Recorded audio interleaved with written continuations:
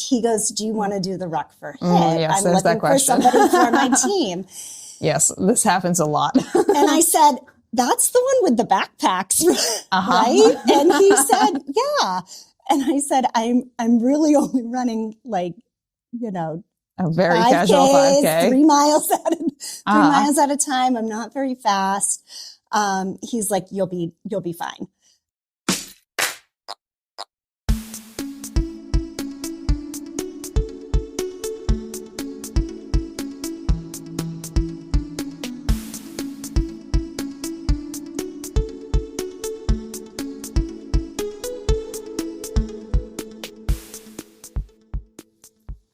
Hello, my friends, and welcome back to Runner, your favorite local running community. I'm Juliana. Today, we are back at the Falmouth Running Club office, and I have a very wonderful guest with us who is going to speak to us about their involvement with Ruck for HIT. We have team captain for one of the Ruck for HIT teams, Sam Lowe. Sam, welcome in. Thank you.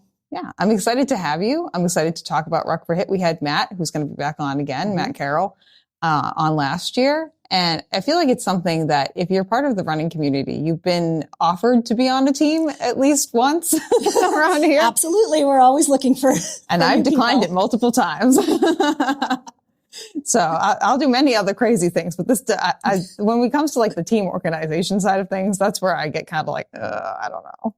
So I'm usually like a solo operator, you know, but I'm excited to have you here. Let's talk first about how you kind of got to where you are with running, because obviously running is part of your life, if not like a bigger part of your life right now. Where did that start? Sure. So I really wasn't a runner until probably 7-8 years ago. Okay. And I was doing some 5Ks here and there. Yeah, casually. Casually.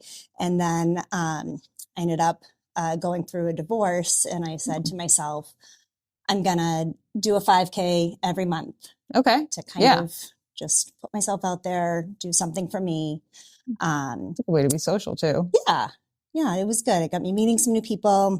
In January of 2019. I was out to dinner and saw a family friend, and he said, "You're a runner." And I said, "Oh, I run 5Ks. He goes, "Do you want to do the ruck for HIT? Yes, I'm looking for somebody for my team." Yes, this happens a lot. And I said, that's the one with the backpacks, right? And he said, yeah. And I said, I'm really only running like, a very 5Ks, casual 5K. 3 miles at a time. I'm not very fast. He's like, you'll be fine. So after meeting with some other team members and a lot of convincing, I agreed to do it. Okay. Mostly because I was like, I need a bigger goal. Now. Yeah. And, it was a great organization. So that's kind of how I got involved with Ruck for HIT. This sounds completely accurate to me. I've been harassed multiple times to be on a Ruck for HIT team. We're pretty persistent. Yes. Eventually I'm probably going to cave, but right now is not the time. We'll see, especially with the weather the way it is right now. Like training in this is absolutely abysmal. It's been a lot of treadmill miles. I feel like I've been going to the gym because I have a foot injury right now, but like everyone is there with me. I'm definitely not alone. So I enjoy that camaraderie. It's kind of nice. But so Ruck for HIT is obviously, well, not obviously, it's in a fundraiser for Heroes in Transition. Yes. Correct. Do you have any kind of like relationship or like connection to the military scene at all? I have a lot of family members that have served or are currently serving. Okay. But I kind of went into this as this friend who asked me was a veteran. So I said, okay, I can do that. I can do this for you. Yeah. And along the way, I kept on hearing the story of Eric Jones and who it was founded for in honor of. And, just got to know his story a little bit more. And I said, this story sounds really familiar to another story that I know. And by the end of it, I had put the pieces together. I work in an elementary school, and one of the teachers that I had worked with, her son-in-law was in the other it was a helicopter accident, and he was in the other helicopter. Oh, so by the end of it was the same story, just a different perspective. So at the end, when I had put that together, I was like, okay, this is kind of why I think I was, destined to do it. That's kind of wild. Yeah. Do you have like a connection with the other person's family at all? So just this woman was part of my teaching team. So, she was like kind of like a school mom to me. And I had actually gone to his funeral to support her. That's kind of wild how interconnected that all is. Yeah. So to me, that was kind of like, okay, this is why I was brought here. And, I finished that first ruck, and, people were like, can you do it again? And I'm like, I don't know. And then literally a week later, I was like, okay, let's do it. Yeah. And, I said, for as long as I can run, I'll continue to run it. Yeah. And then, go move into a support role. It sounds like it's become very important to you to like keep up with that, and also like make people aware of what Ruck for Hit is all about. And that is, correct me if I'm wrong, it's about like raising funds for Heroes in Transition, which helps veterans and people who have been discharged from military services. I don't know if it's just for the Army, or is it for all like branches? It's for all branches, and it's for active service members and their families. Oh, okay. So they have 15 different programs. Okay.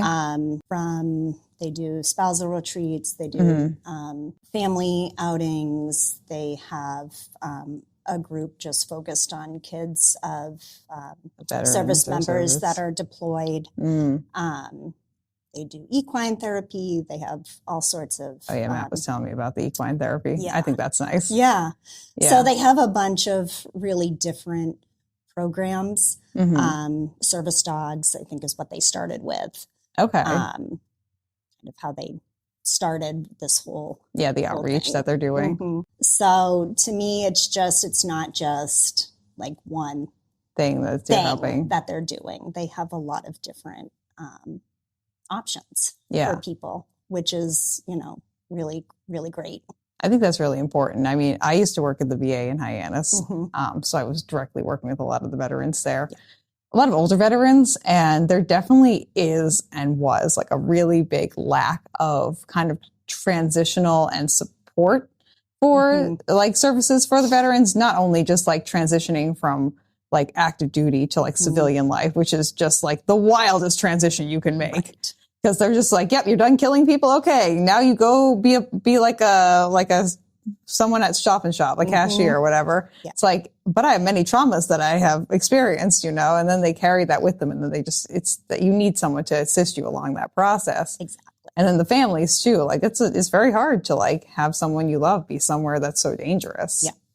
It's definitely really isolating, I feel like, from both parties. And being able to support that, I feel like, is definitely a need that needs to be met. Yes, so definitely. So, and this organization is doing that. So. Yeah, I think that's really wonderful. Now, let's talk about your first ruck, because I have a strong feeling, just by you looking at me like that too, that like training was like maybe a little bit like challenging, shall we say? Rough around the edges, maybe? Yeah, and I definitely, so each person carries a weighted rucksack on their back. Now it's between 10 and 20 pounds, depending on what you weigh. Okay. But when I started, it was 20 and 30 pounds. Oh, no. So I was really concerned about the weight. Yeah. And did a bunch of training with that, but I really should have just focused on getting some more miles under my belt. I made it. I completed it. What did your training look like for going into that? Because obviously you were coming off, from what you stated, you were coming off of just like largely 5K without a ruck running. What was the transition like, and like what did your training look like? Were you constantly just wearing the backpack, or like? I wore it a little bit too much that first year, like I said, because I was so nervous. Concerned about it. Now we just do one day a week, like 3 to 4 miles with the ruck. Okay. But yeah, I was I was running, try to do like 15 miles per week, 15, 20 miles per week. And then some of them, the end of it. And some of them with the ruck and some of them without. With the ruck. But now we have a great training plan. Oh, good. Yes. Megan Keller, who's she's a captain, but she is also a physical therapist. Oh, okay. And she used to work at Mashpee Fitness and Rehab.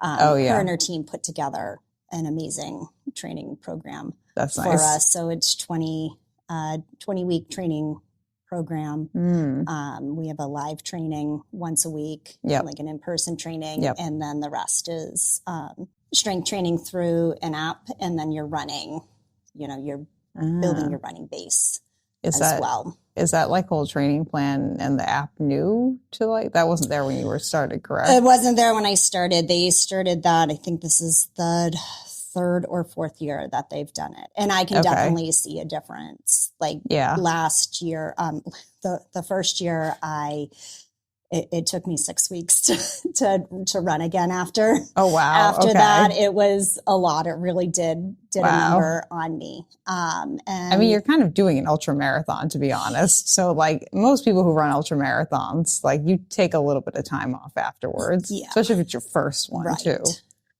Because I don't know if anyone who's listening or watching knows so the setup for the Ruck for HIIT, and let's talk about that. Sure. Because it's a very unique setup to a lot of other running events that are out there. Yes. Because you're kind of doing a Ragnar race, essentially. You're doing overnight team relays, essentially. Yes. So why don't you talk about that? What's the setup for the Ragnar? Sorry, not the Ragnar, the Ruck for HIIT. That's okay. One of our words. So we start at midnight on Friday. Okay.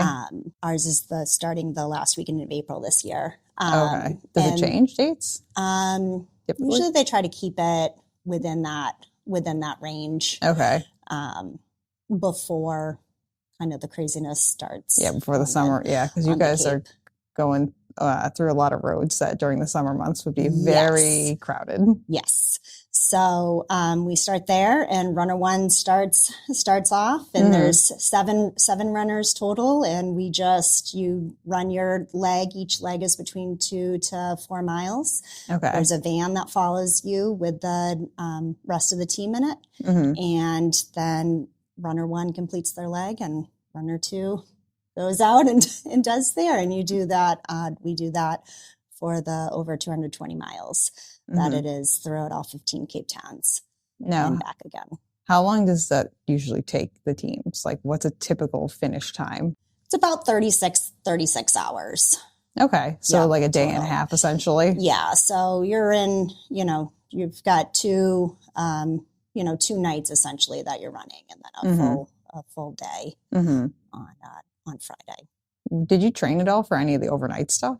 That would be my concern too about because I knew I'm really asleep at 2 a.m. and just having to run. Yes. At that time. Yeah, definitely did some running at night. I didn't go to sleep and then wake up and do that part. But I definitely did some night runs so that I could get used to running with my pack with, I had a headlamp the first year, and now I've got some knuckle lights, and a bunch of other things duct taped too. on. I've got a whole system. So we love it. Yeah, I can be hands free and whatnot. But yeah, it's definitely takes some getting used to because the legs are shorter. You are up again every 2.5 hours. Yeah. So it is definitely cat naps. Yeah. And do you guys have mattresses set up in the van or something, or just people sleeping in the back of the van? What's the deal with that? Usually there's not enough room because you got to carry all your stuff. Oh yeah, that makes sense as well. Yeah. So you're just not sleeping. Yeah, you're kind of. A lot of us have those a Snuggie. Oh yeah. So you just kind of like drop yourself up in the snow. Bring your pillow and you have like your one seat. You're kind of like, it's kind of like being in an airplane almost. Yeah. And sometimes depending on like if people are up, then we might have them like move to the back, and that's kind of like the awake area. And then sometimes people can just stretch out a little bit more and have, you know, a couple hours to just kind of rest a little bit more. Okay. I mean, this whole setup to me, this is part of the reason why I have not, because I was like, my sleep, I was like, I don't know how we're going to get through that, you know, but I'm also the same person who's like, I signed up for a 30-hour ultra marathon this fall. But like, again, then we come down to the team logistics of it. It's just me. So it's kind of like, I can just do whatever. Right. If I want to take a nap, I sit down and I take a nap. It's not a big deal. It sounds very challenging to me. What do you think is the thing that's the most challenging about taking on something like this? Like, what have you found are either challenges that have maybe surprised you, something like you didn't anticipate, or things that are just like, yep, every year it still remains hard? Yeah, that second night is really hard because you've been up for 24 hours. Probably over 24 hours at that point. It can get a little, you can get a little delirious with. Yeah, have you had some hallucinations? With that. Not so much hallucinations, but. Seeing like rainbows or unicorns or something? Not quite, but we're really fortunate that we can have support runners the second night. And so we've had some great support runners, and they're just there to kind of like keep you on track. For the most part, they're there like to make sure that you're going in the right direction and things like that, because we have an app, but you know, sometimes the first year they had to change the course and we had to go up like into the woods, like onto the bike path. Like, was that the year that the bike path down here like got destroyed? Last year it was destroyed, so we had to kind of work around that a little bit. But there was another year it was down in, I think it was Eastham, that we had to, it was literally like rerouted to go. They were like, I'm like, we're going where?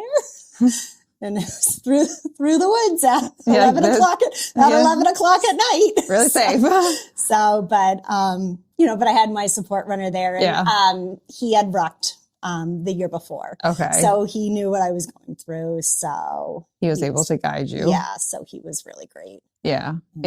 It's really important, I feel like, because like when you get to like the ultramarathon distance, which this definitely is, having your pacers at the end is just like, it's such a like nice mental thing. You can just kind of like follow them and put your brain on standby and just be like, nope, I don't have to think about where I'm going. Because also your brain, like you said, is kind of running on empty at that point anyway. No matter how well you fueled and like how much you tried to rest, you're going to be exhausted. Right. There's no way around it. Yeah. And it's nice to just have somebody to also just talk to, because most of this event you are running alone. It is a team event, but when push comes to shove, you are out there running on you're doing your legs on your own. So it's nice to have somebody there to kind of talk about it and get over whatever hump. Usually they can get you over whatever hurdle is standing in your way. Yeah. You know, I feel like I come back from those runs kind of being like, okay, I can push through. There's only a couple more. So. Have there been any things that have like surprised you about being part of Ruck for Hit? Like anything that's kind of taking you by surprise at all? The sense of community, honestly. Yeah. It's been amazing. It's an amazing group of people. It really is. Everybody is so encouraging.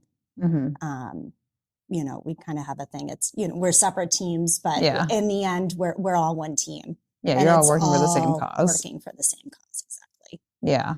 I definitely have found that like the veteran community is very like, one, respectful, and two, passionate about whatever their passion is, and about also helping other veterans and other like service members and things like that. Yes.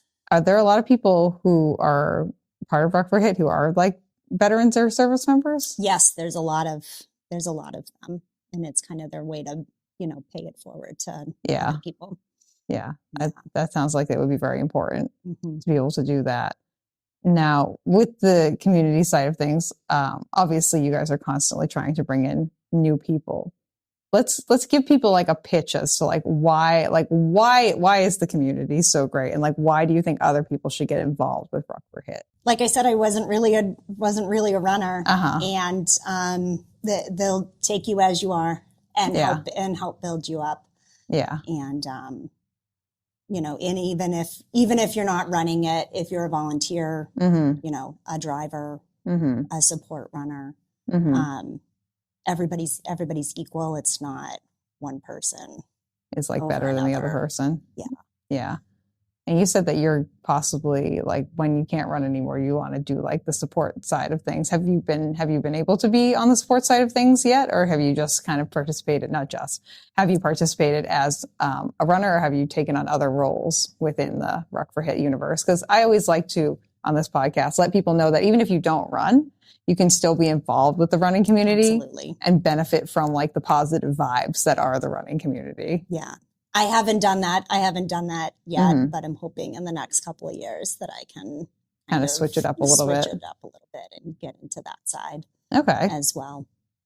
Yeah. And if people want to get involved with it, are you guys still recruiting team members right now? Yep. I think my team is full. Yay. Yay. We love to hear that. We need support runners. If you want to come support run for us. Yeah. And support runners, does that just look like pacers, or is that also backup people too? Potentially you might be a backup in case someone gets injured, but hopefully, knock on wood, nobody gets injured. But no, typically, it's just support. You don't have to carry any weight. That's a bonus. There you go. Bonus. Maybe I'll just volunteer as a support runner at one point. And this year we can have up to 3 support runners. So, has that changed? Yes, it used to be just 2. And this year they opened it up to 3. Who makes the rules for all that? The gods of Ruck for Hit? It's the board. Okay. Yep.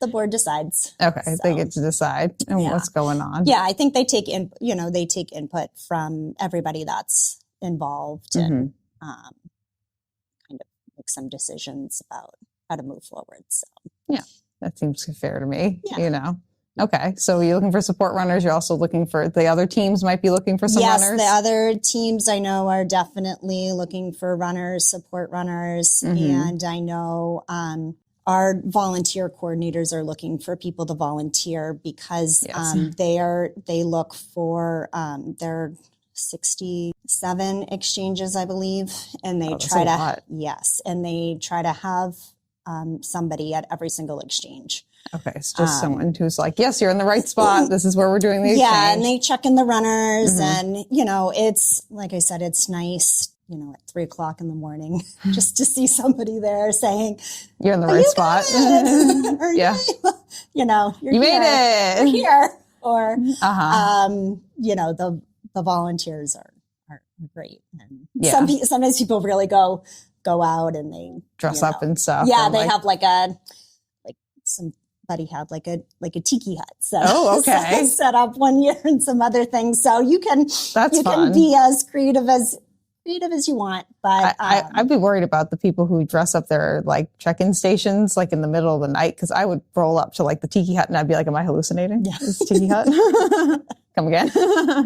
So volunteers, support runners. Are there any other positions that were or opportunities that we're missing that people, if they're interested in getting involved with? If you're a business and you're interested, I know we're always looking for support.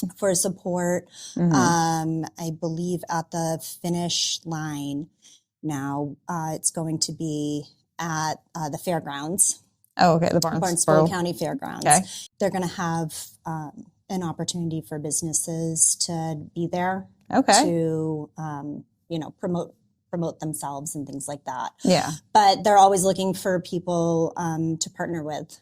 Yeah. As well. Yeah, and I'm sure, knowing most people from Ruck for Hit, and also the Cape in general, local businesses are kind of the priority.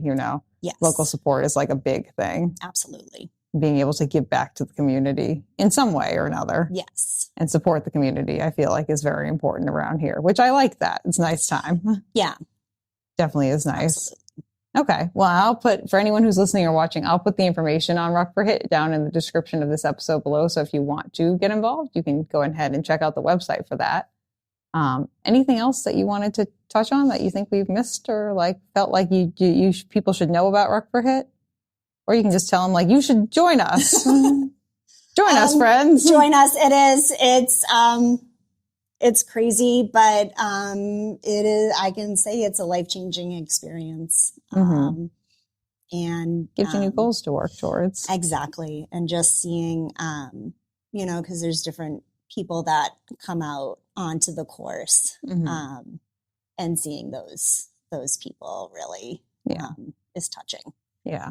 Yeah. I'm sure you see a lot of like veterans' spouses or people who have lost someone or yes. Kind of like, not exactly, I haven't run the Marine Corps Marathon yet. And I know when I do, I'm going to bawl at like the MIA like corridor essentially that they've created. Yeah. Like I'm such an emotional person at a baseline. I cry at the end of finish lines. And when I announce the marathon, I'm crying at least 10 times. So like, that's going to hit me real hard. Yeah. But it is like, sometimes you meet those people who are just like, they're just there because like something means something important to them and it just hits you the exact right way. Yeah. And you're just like, yeah, I just remember that person because like they lost a family member and they came out at that 2 a.m. to cheer for us. Yeah. Just because they knew that this is important to the other veterans' families who have lost someone and themselves and all those other things too. Yeah. So, okay. Well, Sam, thank you for all that information. It was very good. Thanks for having me. Yeah. We'll round it out with what shoe do you choose to use, which is where I asked you what shoe lives rent-free in your brain. What shoe do you choose to use, Sam? Like, I've been running in the Brooks Ghost for most of my time. Your running career? Yep. Mm-hmm. Are you in the newest Ghost now, or like how old are your shoes? Yes. Yeah. 17. It kind of has like little like slits along the side 16, almost. 17. Yeah. The new Ghost 17. Do you like that one? I do. I like it. It's got a little bit more cushion in there. So it's not as aggressive on the heel to toe drop. It went from a 10 millimeter to an 8 millimeter on that bad boy. Yeah. The Brooks Ghost is like a very classic shoe. There's a few shoes that are out there that are just like your basic, like the shoes you can go to any running shoe store and they're going to have them. The Brooks Ghost is definitely one of them. Yeah. So I can see why like it, and it's agreeable with most people's feet too. Yeah. So it's a very like universally accepted shoe and very usable shoe from a lot of different perspectives. So, okay. Have you ever run in any other shoes or just the Brooks Ghost? I used to run in Asics when I first started. Do you remember what model it was? You don't have to, but if you do.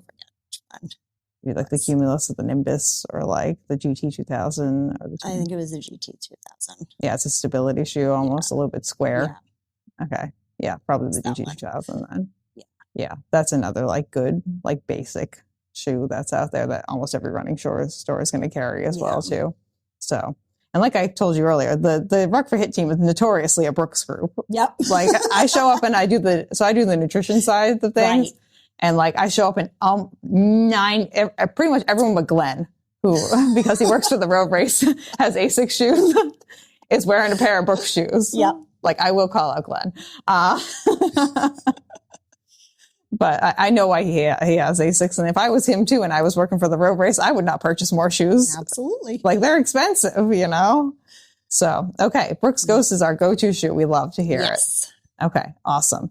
And like I said, I'll put the information for Ruck for Hit down in the description down below. You can check out their website, their socials, all those things there. Do you want to leave any contact information, Sam, or do you just want us to tell people to go to the Ruck for Hit website? Yeah, you can go to the Ruck for Hit website, and can I leave a donation link? If you want to. Yeah, so just tell people about the donation link, and I'll put it in down below. Yep. I can't remember what the. Oh no, just like what it's for. Yeah. Oh, it's for so this is a fundraiser that we do. So the donations, all donations go to Ruck for Hit and the amazing programs that they do. Is this just for your team specifically? Is there like a competition between the teams to see who can raise the most money? We do. Okay. We have a competition. Okay. So, but everything that gets donated to our team or any other team will go directly to Ruck for Hit. But we can help your team win though. Absolutely. Okay, great. Just so we know this is a competition. We're competitive on the course, but also with the fundraising as well. I've been in multiple situations where it's like, we're all kind of fundraising for the same organization, but like, I'm going to win. Yeah. Like we're going to help Sam win. Okay. Yeah. So go ahead. I'll put the donation link down below for everyone so you can help Sam's team. And what's the name of your team again, Sam? Alpha Foxtrot. Alpha Foxtrot. Okay. Is that all ladies? You got some guys on your team? Nope. We have a mix. Oh, okay. Yep. That felt just like a woman's only team name. I was like, oh, okay. Yeah. We'd love to hear it, support all the other ladies out there. We love the guys too, but girl power. Okay. Wonderful. And friends, if you want any information about Runna or any information from me, you can find us on Instagram at runnapod and send me an email at runnapod@gmail.com. And that's going to be the end of the episode. And hopefully you'll volunteer with Ruck for HIT. And we'll see you guys all soon. Bye. Bye. Nice job, Sam. Thank you for listening to this episode of Runna. This podcast is edited, hosted, and produced by me, Juliana Coughlin. Brought to you in part by the Falmouth Running Club and the Falmouth Community TV station. If you'd like to connect with us, you can find us on Instagram and on TikTok at runnapod. And you can send us an email at runnapod@gmail.com. And our original theme music was brought to you by the one and the only wonderful Jeffrey Hutton. And keep up the great work. I'm proud of you.